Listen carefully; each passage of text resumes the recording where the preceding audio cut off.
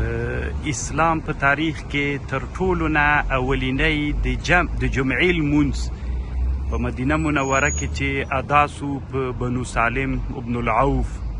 چې دا د انصارو یوه قبیله وه. رسول الله صلی الله علیه وسلم چې کله مدینې منورې ته راغی، هغه لرې چې ده هغه مسجد قبا ده.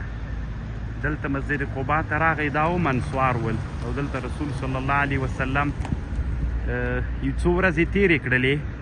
بې له دې نه چې را روان سو د جمعې ورځ وله، نو بیا د جمعې لمانځه رسول صلی الله علیه وسلم دغه جماعت کې ګیر که. مخکې له دې نه د جمعې د لمانځه فرضیت راغلی و، خو رسول صلی الله علیه وسلم د جمعې لمونځ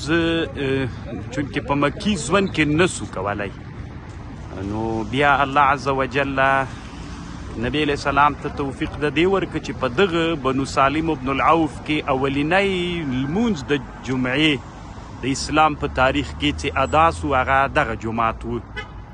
او دې جماعت ته اوس مسجد الجمعه هم وایي، او بنو سالم ابن العوف هم ورته وایي، او مسجد الوادي هم دې مسجد ته وایي. چې دا دې نه بیا وروسته رسول صلی الله علیه وسلم چې دا اوس مسجد نبوي ده، دیجې ته لاړه، بیا هلته یې استوګنه سوله.